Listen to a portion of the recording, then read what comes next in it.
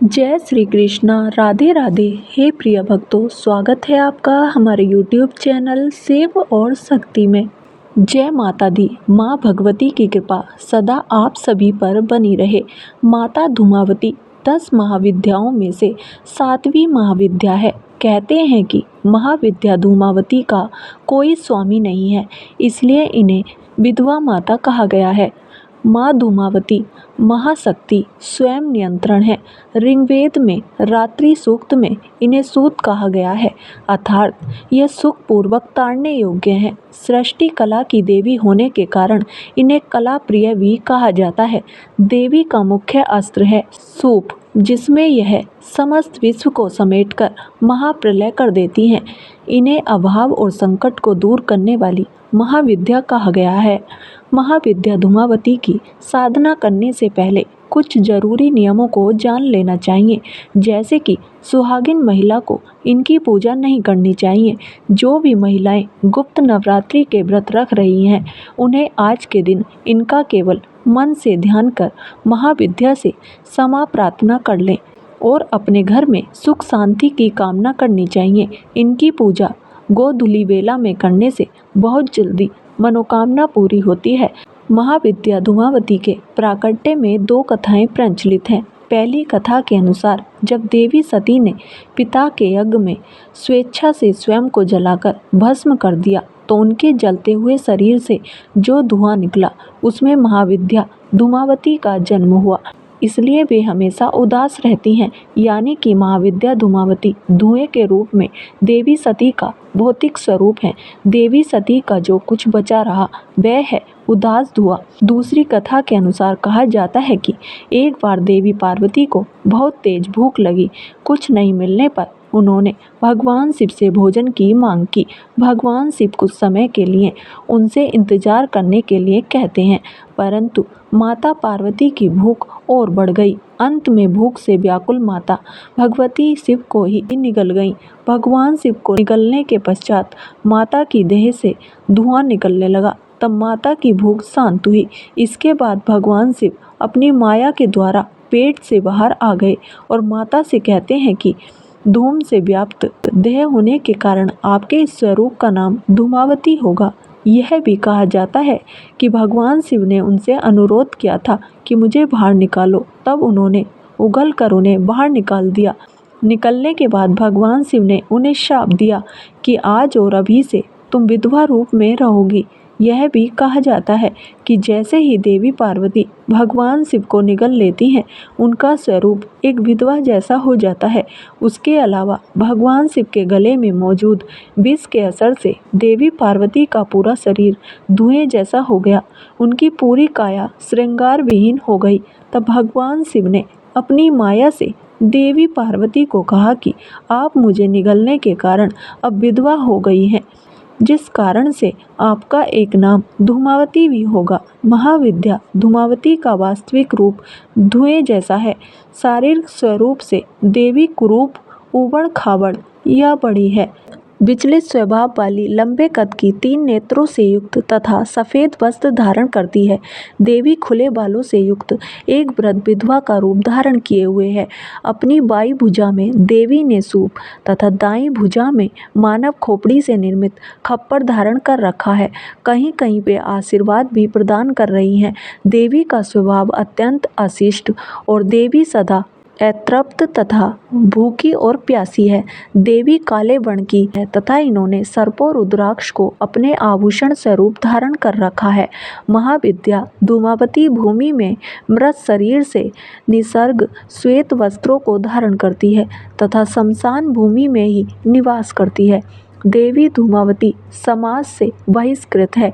देवी कौओं द्वारा खींचते हुए रथ पर आरूढ़ रहती है। देवी का संबंध पूर्णतः श्वेत वस्तुओं से ही है तथा लाल वर्ण से संबंधित वस्तुओं का पूर्णतः त्याग करती है। महाविद्या धूमावती की पूजा किसी भी प्रकार की विपत्ति से छुटकारा पाने योग्य, रोग नाश करने और युद्ध में विजय प्राप्त करने के लिए की जाती है। वहीं इनकी पूजा करने से मनुष्य के संकट भी दूर हो जाते हैं। अगर उन्हें किसी भी चीज का अभाव है तो वह अभाव भी महाविद्या धूमावती की कृपा से दूर हो जाता है। महाविद्या धूमावती की साधना करने के बाद बची हुई सभी पूजन सामग्रियों को आप उसी दिन शाम की पूजा करने के बाद विसर्जित कर दें और महाविद्या को आपने जो भी भोग अर्पित किया है, जैसे कि मौसमी फल या मिठाई बतासे या फिर मिश्री, उसे भी आप गौ माता को खिला दें। बची हुई जो भी पूजन सामग्री है जैसे पुष्प, अक्षत आदि, उनका विसर्जन आप बहते जल में कर सकते हैं या पीपल के पेड़ के नीचे गड्ढा खोदकर दबा सकते हैं। यह तो थी महाविद्या धूमावती की पूजा विधि और कथा की जानकारी। अब जानिए 7वें दिन पूजी जाने वाली माँ कालरात्रि की कथा और पूजा विधि के बारे में। माँ कालरात्रि की 4 भुजाएं हैं। ऊपर की दाहिनी भुजा से माँ भक्तों को वर प्रदान करती है, निचली दाई भुजा से अभय देती है, जबकि बाई भुजाओं में माँ खड़ग और कटीला मूसल धारण करती है। माँ कालरात्रि के केस खुले हुए हैं और गले में बिजली की माला शोभा पा रही है। ऐसा लगता है माँ बिजली चमक रही हो। क्रोध में माँ की नासिका से अग्नि की ज्वाला निकलती रहती है।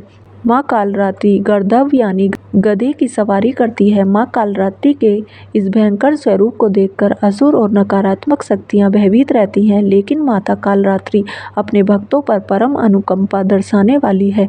भक्तों के लिए सुलभ और ममतामयी होने के कारण माता को शुभकरी भी कहा जाता है।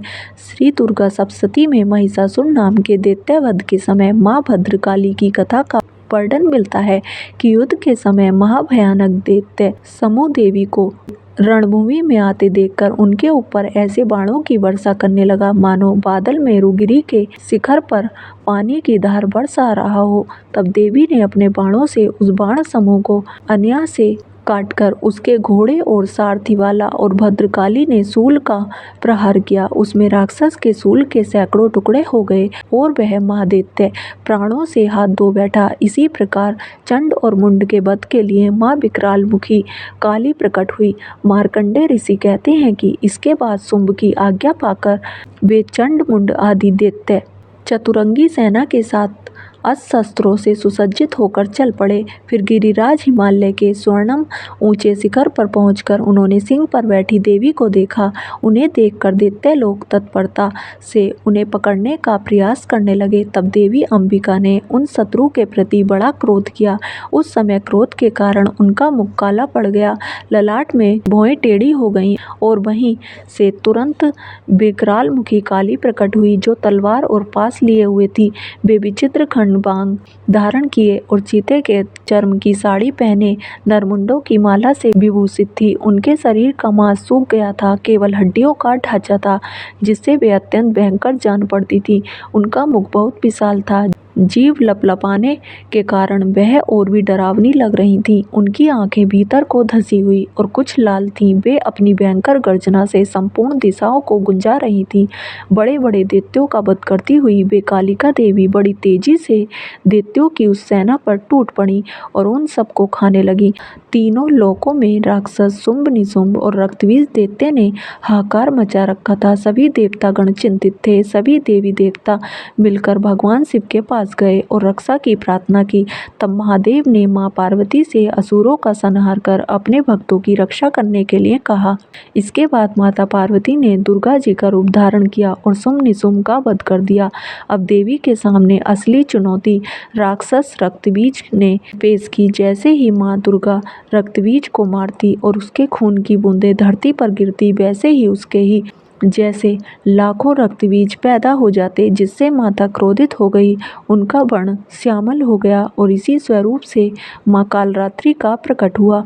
दैत्य रक्तबीज एक ऐसा दानव था जिसे यह वरदान मिला हुआ था कि जब जब उसके रक्त की एक बूंद भी धरती पर गिरेगी, तब तब हर बूंद से एक नया रक्तबीज जन्म ले लेगा, जो कि रूप और शक्ति में उसी के समान होगा। ऐसे में माँ कालरात्रि ने रक्तबीज की गर्दन काटकर उसे खप्पर में रख लिया, ताकि रक्त की बूंदें नीचे न गिरें, और उसका सारा खून पी गई।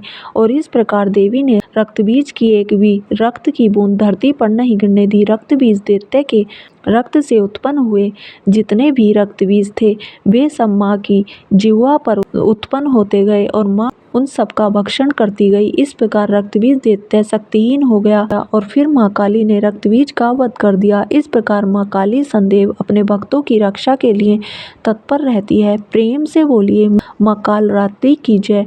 अब सुनिए महिषासुर मर्दिनी स्तोत्र का हिंदी अनुवाद। हे हिमालय राज की पुत्री, हे गिरिजा देवी, विश्व को आनंदित करने वाली देवी, नंदी गणों द्वारा पूजित गिरि श्रेष्ठ विंध्याचल के शिखर पर निवास करने वाली देवी, अपनी लीला से भगवान बंसरी विष्णु को प्रसन्न करने वाली, इंद्रदेव के द्वारा नमस्कृत भगवान नीलकंठ की पत्नी, विश्व में विशाल कुटुंब वाली और विश्व को संपन्नता देने वाली, हे महिषासुर का मर्दन करने वाली भगवती, अपने बालों की लता से आकर्षित करने वाली पर्वत की पुत्री, आपकी जय हो, जय हो, जय हो।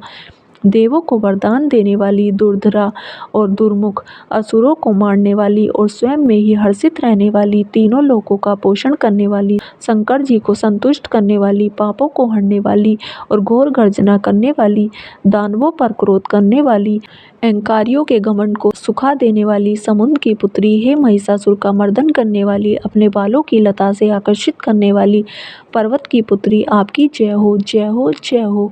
हे जगत माता, हे मेरी माँ, प्रेम से कदम के वन में वास करने वाली, हास्य भाव में रहने वाली, हिमालय के शिखर पर स्थित अपने भवन में विराजित मधु की तरह मधुर मधु कैटभ का मद नष्ट करने वाली, महिषासुर को विदीर्ण करने वाली, सदा युद्ध में लिप्त रहने वाली, हे महिषासुर का मर्दन करने वाली, अपने बालों की लता से आकर्षित करने वाली पर्वत की पुत्री, आपकी जय हो, जय हो, जय हो। शत्रुओं के हाथियों की सूंड काटने वाली और उनके 100 टुकड़े करने वाली, जिनका सिंह शत्रुओं के हाथियों के सर अलग अलग टुकड़े कर देता है, अपनी भुजाओं के अस्त्रों से चंड और मुंड के शीश काटने वाली, है महिषासुर का मर्दन करने वाली और अपने बालों की लता से आकर्षित करने वाली पर्वत की पुत्री, आपकी जय हो, जय हो, जय हो। रण में मदनम मदनम शत्रुओं का वध करने वाली, अजर अविनाशी शक्तियाँ धारण करने वाली, प्रमितनाथ अर्थात शिव जी की चतुराई जानकर उन्हें अपना दूत बनाने वाली, दुर्मति और बुरे विचार वाले मानव के दूत के प्रस्ताव का अंत करने वाली, है महिषासुर का मर्दन करने वाली, अपने बालों की लता से आकर्षित करने वाली पर्वत की पुत्री, आपकी जय हो, जय हो। शरणागत शत्रुओं की पत्नियों के आग्रह पर उन्हें अभयदान देने वाली, तीनों लोकों को पीड़ित करने वाली, दैत्यों पर प्रहार करने योग्य त्रिशूल धारण करने वाली, देवताओं की दुंदुभी से दुम दुम की ध्वनि को सभी दिशाओं में व्याप्त करने वाली, है महिषासुर का मर्दन करने वाली, अपने बालों की लता से आकर्षित करने वाली पर्वत की पुत्री, आपकी जय हो, जय हो, जय हो। मात्र अपनी हुंकार से धूम्रलोचन राक्षस को धूम्र अर्थात धुएं के समान भस्म करने वाली, युद्ध में कुपित रक्तबीज के रक्त से उत्पन्न अन्य रक्तबीजों का रक्त पीने वाली, शुंभ और निशुंभ दैत्यों की बलि से शिवजी और भूत प्रेतों को तृप्त करने वाली, है महिषासुर का मर्दन करने वाली, अपने बालों की लता से आकर्षित करने वाली पर्वत की पुत्री, आपकी जय हो, जय हो, जय हो। युद्ध भूमि में जिनके हाथों के कंगन धनुष के समान चमकते हैं, जिनके सोने के तीर शत्रुओं को विदीर्ण करके लाल हो जाते हैं और उनकी चीखें निकालते हैं, चारों प्रकार की सेनाओं, हाथी, घोड़ा, पैदल, रथ का संहार करने वाली, अनेक प्रकार की ध्वनि करने वाले बटकों को उत्पन्न करने वाली, हे महिषासुर का मर्दन करने वाली, अपने बालों की लता से आकर्षित करने वाली पर्वत की पुत्री, आपकी जय हो, जय हो, जय हो। देवांगना के तथा थई थई आदि शब्दों से युक्त भाव में नृत्य में मग्न रहने वाली, कुकुत अंडीज गीतों को सुनने में लीन, मृदंग की धू धुक धीमी धीमी आदि गंभीर ध्वनि सुनने में लिप्त रहने वाली, है महिषासुर का मर्दन करने वाली, अपने बालों की लता से आकर्षित करने वाली पर्वत की पुत्री, आपकी जय हो, जय हो, जय हो। जय जयकार करने और स्तुति करने वाले, समस्त विश्व के द्वारा नमस्कृत, अपने नुपुर के झंझन और झिमझिम शब्दों से भूतपति महादेव को मोहित करने वाली, नटी नटों के नायक अर्धनारीश्वर के नृत्य से सुशोभित नाट्य में तल्लीन रहने वाली, है महिषासुर का मर्दन करने वाली, अपने बालों की लता से आकर्षित करने वाली पर्वत की पुत्री, आपकी जय हो, जय हो, जय हो। आकर्षक कांति के साथ अति सुंदर मन से युक्त और रात्रि के आश्चर्यार्थ चंद्रदेव की आभा को अपने चेहरे की सुंदरता से फीका करने वाली, काले भंवरों के समान सुंदर सुंदर नेत्रों वाली है, महिषासुर का मर्दन करने वाली, अपने बालों की लता से आकर्षित करने वाली पर्वत की पुत्री आपकी जय हो, जय हो, जय हो। महायोद्धाओं से युद्ध में चमेली के पुष्पों की तरह कोमल स्त्रियों के साथ रहने वाली तथा चमेली की लताओं की तरह कोमल भील स्त्रियों से जो झिंगुर के झुंड की तरह घिरी हुई है, चेहरे पर उल्लास से उत्पन्न उषा काल के सूर्य और खिले हुए लाल पुष्प के समान मुस्कान वाली, हे महिषासुर का मर्दन करने वाली, अपने बालों की लता से आकर्षित करने वाली पर्वत की पुत्री आपकी जय हो, जय हो, जय हो। जिनके कानों से लगातार मद बहता रहता है, उस हाथी के समान उत्तेजित, हे गजेश्वरी, तीनों लोकों के आभूषण, रूप, सौंदर्य, शक्ति और कलाओं से सुशोभित, हे राजपुत्र, सुंदर मुस्कान वाली, स्त्रियों को पाने के लिए मन में मोह उत्पन्न करने वाली, मन्मथ की पुत्री के समान, हे महिषासुर का मर्दन करने वाली, अपने बालों की लता से आकर्षित करने वाली पर्वत की पुत्री आपकी जय हो, जय हो, जय हो। जिनका कमल दल के समान कोमल, स्वच्छ और कांति से युक्त मस्तक है, हंसों के समान जिनकी चाल है, जिनसे सभी कलाओं का उद्भव हुआ है, जिनके बालों में भंवरों से घिरे कुमुदनी के पुष्प और बकुल पुष्प सुशोभित हैं, उन महिषासुर का मर्दन करने वाली, अपने बालों की लता से आकर्षित करने वाली पर्वत की पुत्री जय हो, जय हो, जय हो। जिनके हाथों की मुरली से बहने वाली ध्वनि से कोयल की आवाज़ भी लज्जित हो जाती है, जो खिले हुए फूलों से रंगीन पर्वतों से बजती हुई पुली जनजाति की स्त्रियों के साथ मनोहर गीत गाती है, जो सद्गुणों से संपन्न सबरी जाति की स्त्रियों के साथ खेलती है, उन महिषासुर का मर्दन करने वाली, अपने बालों की लता से आकर्षित करने वाली पर्वत की पुत्री आपकी जय हो, जय हो, जय हो। जिनकी चमक से चंद्रमा की रोशनी फीकी पड़ जाए, ऐसे सुंदर रेशम के वस्त्रों से जिनकी कमर सुशोभित है, देवताओं और असुरों के सर झुकने पर उनके मुकुट की मणियों से जिनके पैरों के नाखून चंद्रमा की तरह दमकते हैं, और जैसे सोने के पर्वतों पर विजय पाकर कोई हाथी मदोन्मत्त हो जाता है, वैसे ही देवी के उरोज कलश की तरह प्रतीत होते हैं, ऐसी हे महिषासुर का मर्दन करने वाली, अपने बालों की लता से आकर्षित करने वाली पर्वत की पुत्री आपकी जय हो, जय हो, जय हो। सहस्त्र दैत्यों के सहस्त्र हाथों से सहस्त्र युद्ध जीतने वाली और सहस्त्र हाथों से पूजित, सुर तारक उत्पन्न करने वाली, उसका तारकासुर के साथ युद्ध कराने वाली, राजा सरत और समाधि नामक वेश्या की भक्ति से समान रूप से संतुष्ट होने वाली, हे महिषासुर का मर्दन करने वाली, बालों की लता से आकर्षित करने वाली पर्वत की पुत्री आपकी जय हो, जय हो, जय हो। जो भी आपके दया में पद कमलों की सेवा करता है, हे कमले, वह व्यक्ति कमल निवास कैसे न बने। हे शिवे, आपके पद कमल ही परम पद हैं, उनका ध्यान करने पर भी परम पद में कैसे नहीं पाऊंगा। हे महिषासुर का मर्दन करने वाली, बालों की लता से आकर्षित करने वाली पर्वत की पुत्री आपकी जय हो, जय हो, जय हो। सोने के समान चमकते हुए नदी के जल से जो आपके रंग भवन में छिड़काव करेगा, वह इंद्राणी के वक्ष से आलिंगन होने वाले इंद्र के समान सूखा चरणों की शरण लेता हूँ।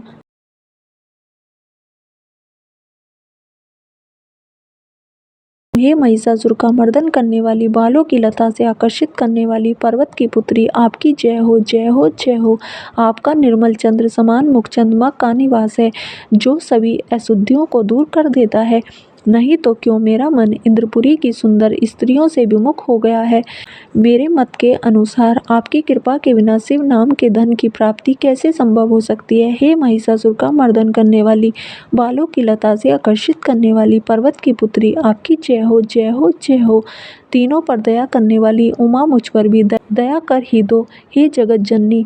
जैसे आप दया की वर्षा करती हो, वैसे ही तीरों की भी वर्षा करती हो, इसलिए इस समय जैसा आपको उचित लगे वैसा करो, मेरे पाप और ताप दूर कर दो। हे महिषासुर का मर्दन करने वाली, बालों की लता से आकर्षित करने वाली पर्वत की पुत्री आपकी जय हो, जय हो, जय हो। जय माता दी। यह थी आज की वीडियो। उम्मीद करती हूँ आपको आज की वीडियो पसंद आई होगी। अगर वीडियो पसंद आई हो तो वीडियो को लाइक करें, चैनल को सब्सक्राइब करें और कमेंट बॉक्स में जय माता दी अवश्य लिखें। धन्यवाद।